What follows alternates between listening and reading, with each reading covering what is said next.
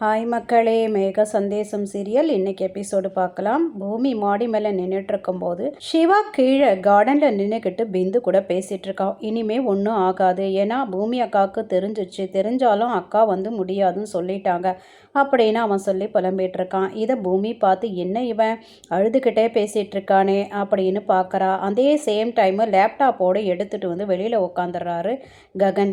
என்ன பண்ணுறதுன்னு தெரியல இவளுக்கு. சரின்னு கீழே இறங்கி வந்து ககன் டைவர்ட் பண்ணுறா. நான் முக்கியமா வேலை முக்கியமா அப்படின்னு கேட்குறா. நீ தான் முக்கியம், பட் எனக்கு மெயில் அனுப்ப வேண்டியது இருக்கு, முடிச்சுட்டு நான் வரேன்றாரு. ககன் வேலையில மும்முரமா இருக்கும்போது இவ சிவா கிட்டேயே போய் பேசி கூட்டிட்டு வந்திருக்கலாம். அதை விட்டுட்டு ககன் கிட்ட நீ 10 நிமிஷம் சொன்னா எனக்கு ஒரு யுகம் மாதிரி இருக்கு, என்னால் வெயிட் பண்ண முடியாது அப்படின்னு சொல்ல, ஓ அப்படியா, வா வா அப்படின்னு அவர் அவசரமா ரூமுக்கு கூட்டிட்டு வராரு. அவர் வேற ஒன்று நினைக்க, ஐயோ மாமா உங்களை கூப்பிட்டதே நான் பணம் கேட்கறதுக்கு தான் அப்படின்றா. அதை அங்கேயே கேட்டிருக்கலாமே நீ அப்படின்னா, நான் கேட்கறது யாராவது கேட்டுட்டாங்கன்னா உனக்கு தான் அவமானமாக போயிடும், இவன் பொண்டாட்டிக்கு பணமே கொடுக்க மாட்டான் போல இருக்கே அப்படின்வாங்க இல்லையா அப்படின்னு சொல்ல, சரி எதுக்கு உனக்கு பணம்னு கேட்குறாரு.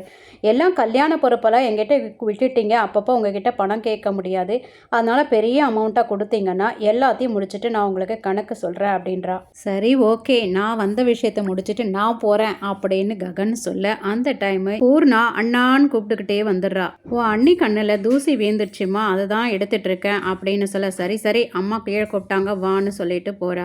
பூமி சிவா கிட்ட தயவு செய்து அவளை மறந்துடுறா, நீ இவ்வளோ நேரம் பேசினது உங்கள் மாமா பார்த்துருந்தா என்ன நடந்திருக்கும்னு தெரியும் இல்லையா அப்படின்றா.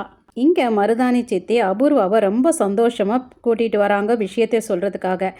அந்த நேரத்தில் அபூர்வா ரொம்ப டென்ஷனோட, பார்த்தியா அந்த ககன பூமியை எப்படி தலை மேலே தூக்கி வச்சு கொண்டாடிட்டு இருக்கான்ட்டு, இப்போ கல்யாண பொறுப்பு வேற கொடுத்து ரொம்ப பெரிய ஆளாக்கிட்டா அவளை.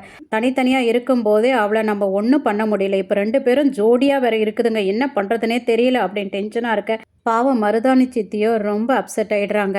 அமைதியாக நிற்கிறாங்க, எதுவுமே சொல்லாமல். சரி சொல்லு, என்ன சொல்ல வந்த அப்படின்னு அபூர்வா கேட்க, எப்போ பார்த்தாலும் எதிரி வீட்டு கல்யாணத்தை பற்றியே நினச்சிட்டு இருப்பியா, நம்ம வீட்லேயும் கல்யாணம் ஆகாமல் இருக்காங்க இல்லையா, அவங்கள பற்றி எல்லாம் நீ திங்க் பண்ண மாட்டியா அப்படின்னு சித்தி கேட்க, யாரு நம்ம நட்சத்திர கல்யாணமா, அந்த செர்ரி ஒளிஞ்சாதான் நட்சத்திராக்கு திரும்ப கல்யாணத்தை பற்றி நான் யோசிக்க முடியும், இப்போ அந்த ஐடியாவே இல்லை சித்தி அப்படின்னு சொல்ல, ஏன் உனக்கு நட்சத்திரா தவிர வேற யாரும் இல்லையா இந்த வீட்டில் நினைக்கிறதுக்கு அப்படின்னு சொல்ல, ஓ பிந்துவா, அவளுக்கு என்ன அவசரம், அதுக்கப்புறம் பண்ணிக்கலாம் விடு அப்படின்னு சொல்ல, ஏன் பிந்து தவிர யார் இல்லையா, வேற யார் தான் இருக்கா அப்படின்னா, நான் கூட இருக்கேன் இல்லை அப்படின்னோடனே சித்தி அப்படின்னு கோவமாக கத்த, இங்கே பாரு கோவப்படாத, நானும் கண்ணி பொண்ணு தானே, சரி இப்போ என்ன அதுக்கு அப்படின்னு கேட்க, உங்கள் சித்தப்பா என் கண்ணில் பட்டாரு, அவரை நீ தான் கல்யாணம் பண்ணி வைக்கணும், எங்கே இருக்காரு நீ தான் கண்டுபிடிக்கணும்னு சொல்கிறாங்க, டீட்டெயிலாக சொல்லு அப்படின்னு அபூர்வா கேட்க, ஆமாம் எனக்கு கல்யாண யோகம் இருக்கா இல்லையா, நான் கோயிலுக்கு போய் சாமியார்கிட்ட கேட்டேன், அவர் இருக்குன்னு சொல்லி என்கிட்ட 2 கோலி குண்டுங்க கொடுத்தாங்க, அதை நான் போட்டேன்னா உங்கள் சித்தப்பா கால் கீழே போய் நின்றுச்சு அப்படின்னு சொல்ல,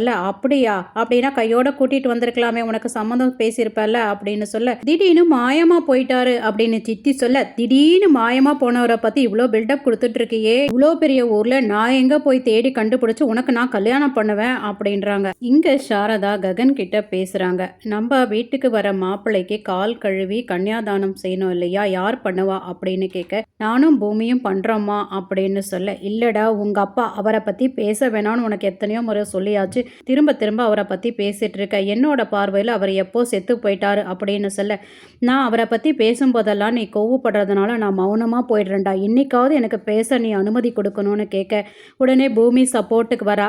அத்தை என்ன சொல்ல வராங்கன்னு கேளுங்க, அப்போ தான் நம்ம என்ன பண்ண முடியும்னு யோசிக்க முடியும் அப்படின்னு சொல்ல, பூரி கல்யாணத்தில் போன மானமெல்லாம் நான் மீட்டெடுக்கணும்னு ஆசைப்படுறேன்டா, ரொம்ப விமர்சையாக கல்யாணம் பண்ணால் அதில் நம்மளுக்கு எந்த கௌரவம் வரப்போகிறது இல்லைடா, உங்கள் அப்பா வந்தாருன்னா தான் போன மானம் மீட்டெடுக்க முடியும் அப்படின்னு சொல்ல, ஆமாம் மாமா நீங்கள் தயவு செய்து அத்தை சொல்கிறத கேளுங்க, மாமா வந்து நின்று கன்னியாதானம் செய்கிற அவகாசத்தை கொடுங்க அப்படின்னு பூமியும் சொல்கிறா. ககன் ஒன்றும் பேசாமல் போக கண்ணீரோட நிற்கிறாங்க சாரதா.